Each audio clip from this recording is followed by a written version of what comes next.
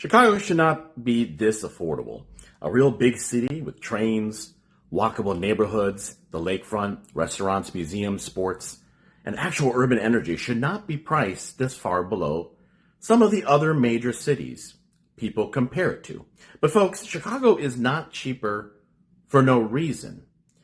Property taxes matter, HOA assessments matter, neighborhoods matter, and the wrong building can erase the deal real quick. So today, I'm breaking down why Chicago may still be the best big city deal in America.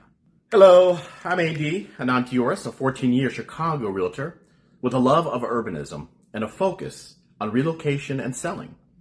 And when people reach out to me about moving to Chicago, one of the first things I try to figure out is not just your budget, it's how you actually want to live day to day.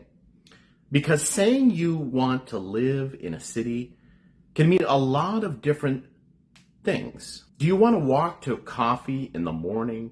Do you want to take the train to work instead of sitting in traffic? Do you want a grocery store within a few blocks?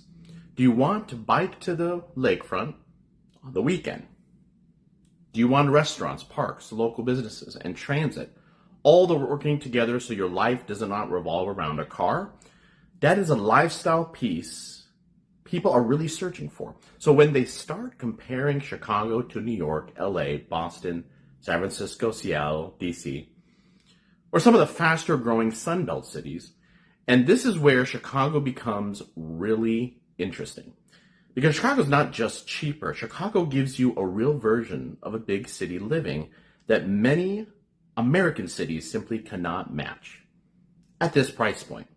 You have a downtown skyline, world-class architecture, museums, universities, sports, restaurants, lakefront, and major job centers. But the real value is not just downtown.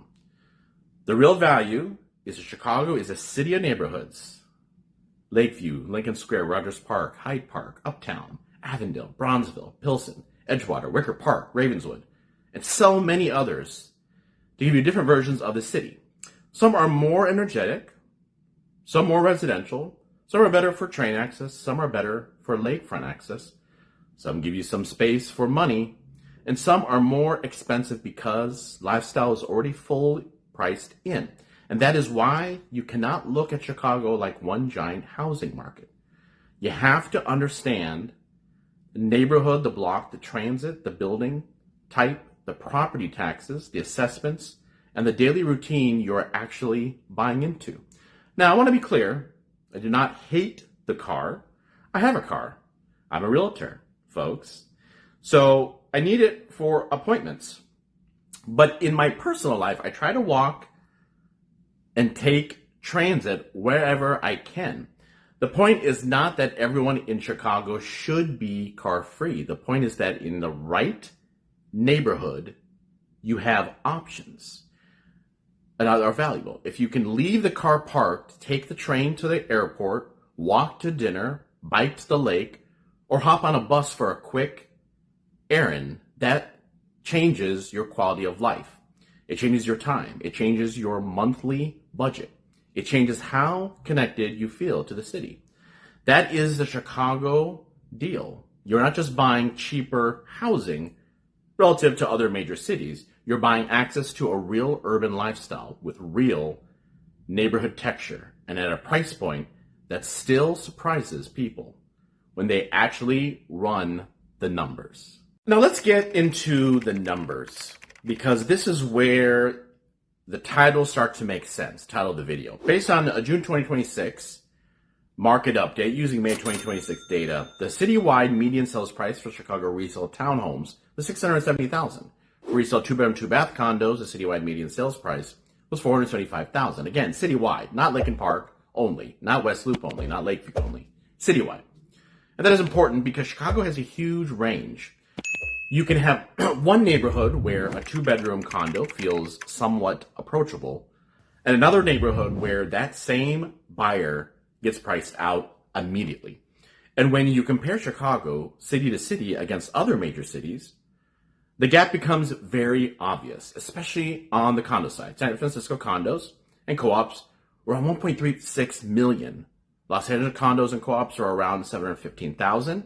Chicago condos were around 775,000. New York condos were around 780,000. And Chicago two-bedroom, two-bath resale condo median, was 475,000. Now that is not a perfect apples to apples comparison because other city data, citywide condos and co-ops in Chicago here, specifically two-bedroom resale condos.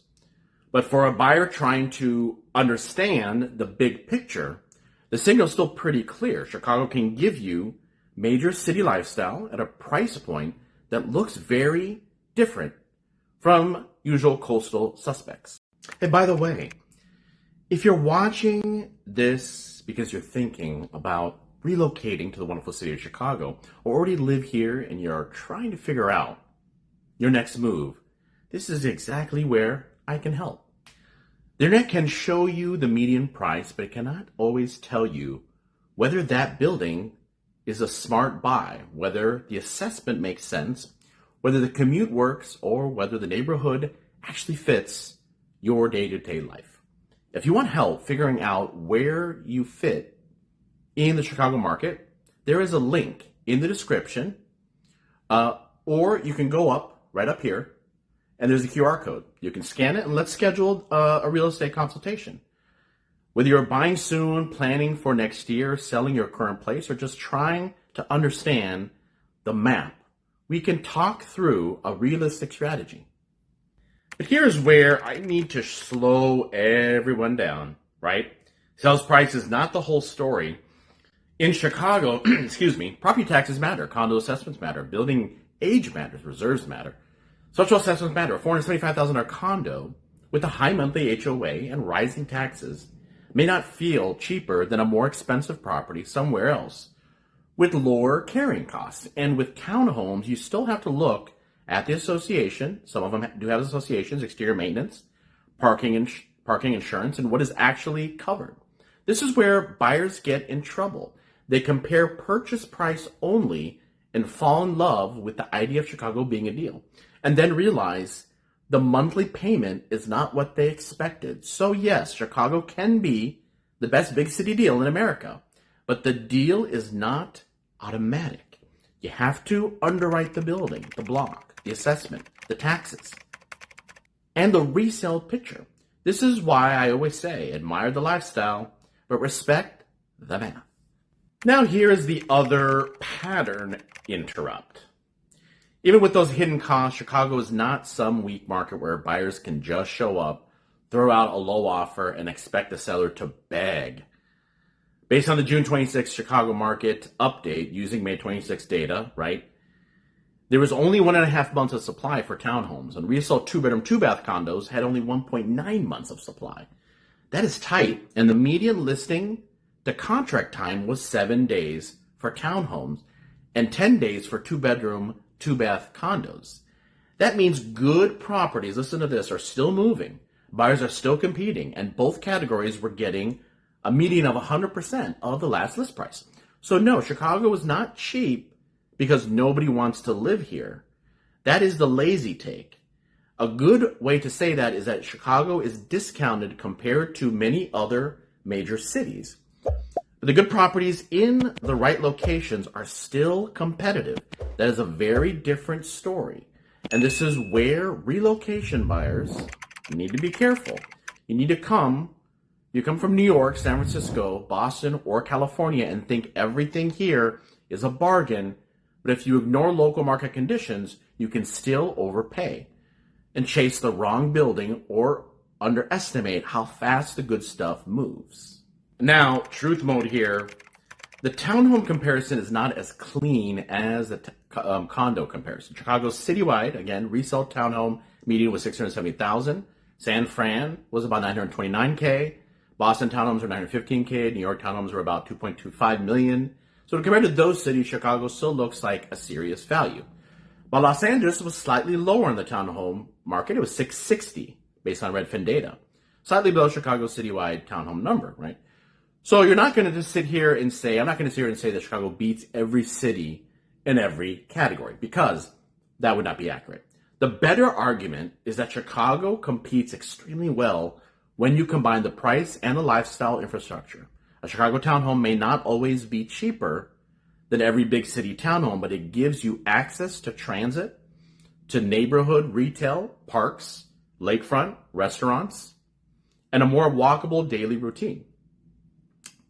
And the value conversation changes. Price matters, but price without lifestyle context is incomplete. That is why the question is not just, what is the median price? The better question is, what kind of life does that price actually buy you? So what does all of this mean if you are comparing Chicago city to city against other big cities? It means Chicago deserves serious look, especially if your lifestyle priorities are walkability transit, neighborhood, restaurants, lakefront access, and the real urban environment.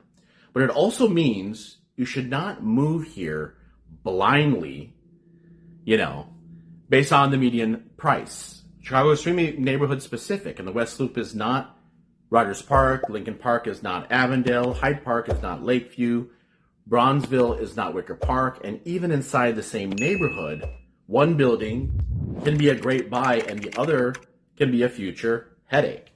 So if you want a future video breaking down a specific Chicago neighborhood, comment neighborhood below that you want me to cover, and I can go deeper into the condo pricing, townhome pricing, walkability, transit, bike access, and what kind of buyer each neighborhood actually fits. Because the real goal is not just finding a cheaper property.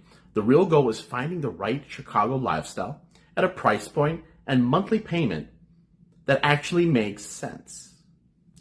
So here's the big takeaway. Chicago may still be the best big city deal in America, but not because every property is cheap and not because every neighborhood is a bargain. The real value is the combination. Major city infrastructure, public transit, the lakefront, walkable neighborhoods, real housing variety, and price points that can still look dramatically different from places like New York, San Francisco, Boston, Los Angeles. And on the condo side, Chicago's value gap is very hard to ignore. On the townhome side, the comparison is more mixed, but Chicago still competes strongly when you factor in what the city gives you. So if you're thinking about making a move, do not just chase the cheapest property. Find the neighborhood, the building, the monthly payment that actually supports the lifestyle you want. Chicago's not perfect, but for the right buyer and with the right strategy, it may still be one of the most powerful urban values in America. I'm AD, your Chicago Urbanism Realtor, and I'm going to see you on the next video.